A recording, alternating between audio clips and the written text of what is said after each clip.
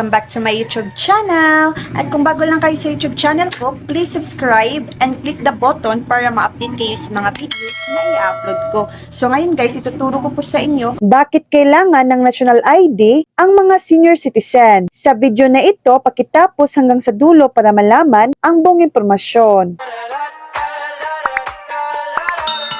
Ayon sa DSWD, layunin ng pagbabagong ito na gawing mas maayos ang verifikasyon ng pagkakakilanlan, mabawasan ang pagdoble ng mga miyembro at mapabilis ang mga payout sa ilalim ng programang Social Pension for Indigent Senior Citizens. Gayunpaman, para sa maraming matatandang benepisyaryo, nananatili pa rin ang mga alalahanin tungkol sa pag-access, mahahabang pila at mga pagkaantala sa pag-issue ng ID.